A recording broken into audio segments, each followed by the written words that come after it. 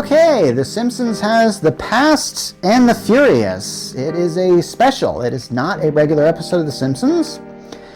And before I get to the rant about this particular episode, which isn't very long, and maybe I'll cut it short, I don't know. I want to talk about the state of some of these animated shows right now.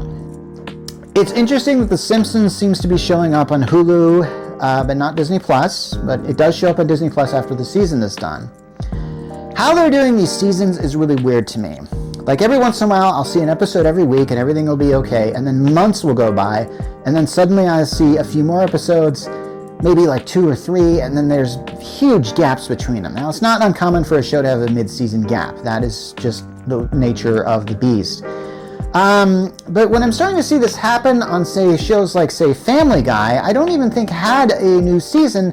However, when I went to Hulu, the first, because they recently did an episode, that was a parody of Top Gun. I could probably do an episode on that, but no thanks.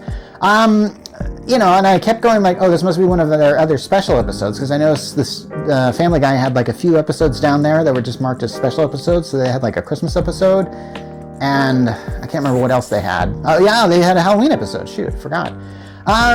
So they just kind of have these animated series that are still on, but they're just sort of bringing them out when they can.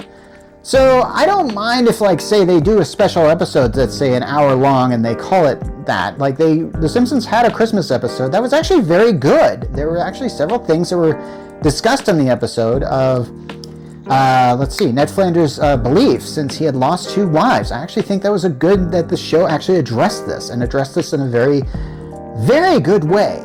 Now, The Past and the Curious, though, I feel like this could have been a regular episode. I can't remember if it's longer than a regular episode, so maybe that's why it shows up as a special episode instead of just your regular, episode. Because these days, The Simpsons is now living on the fact that it is The Simpsons. I don't know how to describe that any other way, except you would have to watch this show and its current state to see that. Most of the jokes are a lot of meta-commentary about the fact that The Simpsons is The Simpsons. The fact that its premiere episode for this season was promised to be the last episode, and then turned out not to be one, is a very interesting sort of look at the show in general. But you can't do this for like 10 more seasons on this show, or however long they want to do The Simpsons. And, and when it comes to this idea of like, hey, how do you end The Simpsons?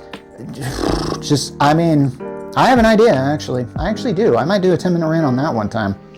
But yeah, I get the feeling like there's just nothing that you can really do with this family, because they are permanently stuck in the roles they are. And I found it odd that this episode, The Past and the Curious, takes place in an alternate version of The Simpsons. And they actually go out of their way to show like, yeah, this is an alternate version of The Simpsons, sort of like a serious Flanders.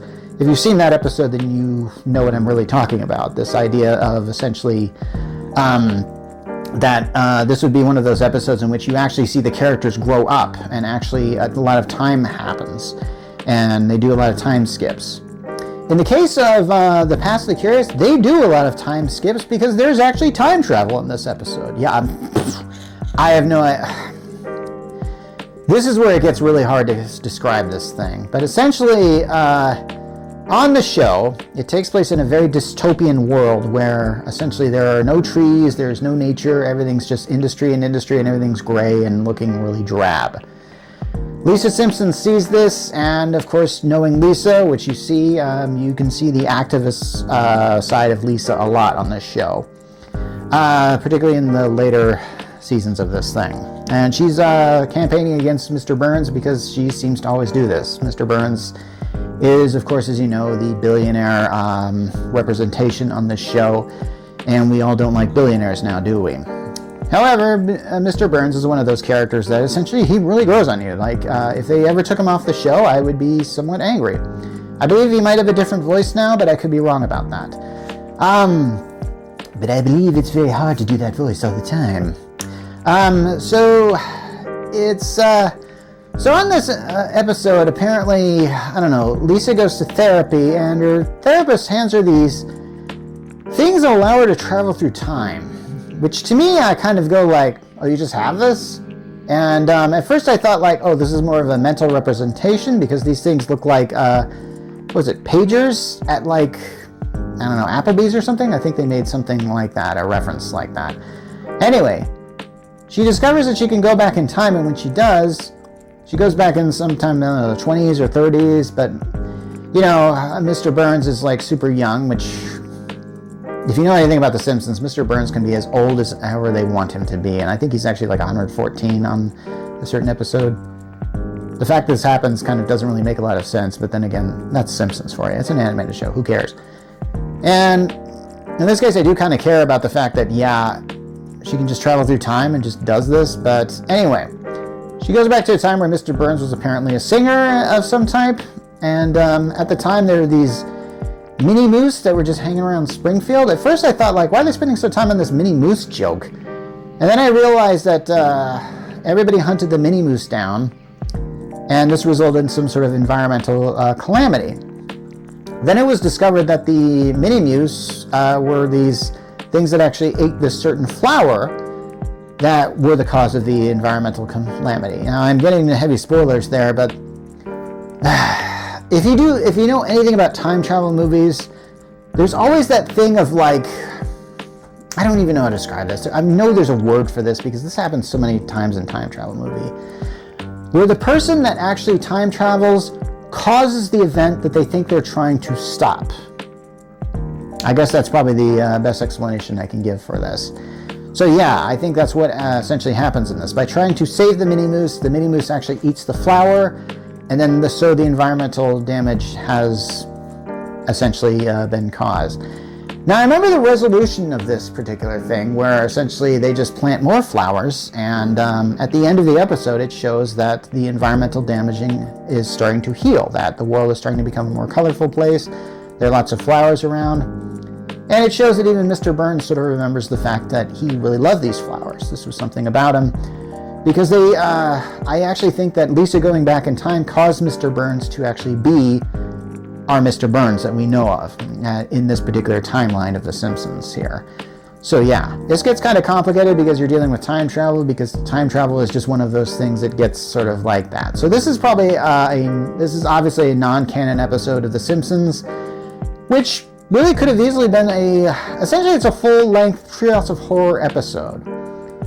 Now, would it have worked as a Treehouse of Horror episode? I would say no, because they usually do those in threes, and honestly, if they tried to condense this story into that, well, you'd probably get something that's very similar to Homer's Time Machine, but not as good. Homer's Time Machine, or whatever, I think that was on season 5, oh man, I can't remember. It was on Treehouse of Horror 5, easily one of their best Treehouse of Horror episodes ever, where he goes back in time and he keeps altering the time stream and he just keeps doing it over and over again.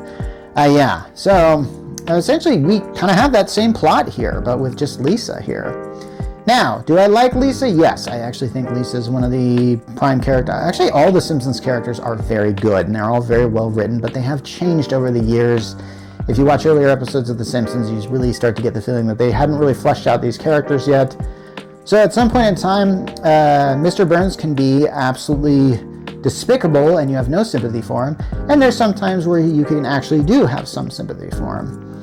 And this episode did their best of both worlds, and they combined that pretty well, I thought.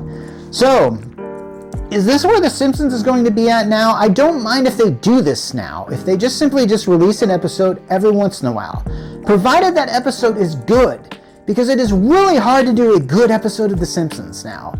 I've talked about The Simpsons before, and I say like every season they have a gem. Like an episode that it's like, wow, this is really good. This is why you do a show like this. Like if they put all their gems together, they would have a season of pure gold, is what The Simpsons would be. As it was, The Simpsons was that in its earlier ones. And I know people have said this to death, and people cite that episode in season 9 where the principal isn't really the principal as the downfall of it. Yeah, you get into conversations like that, and it gets old.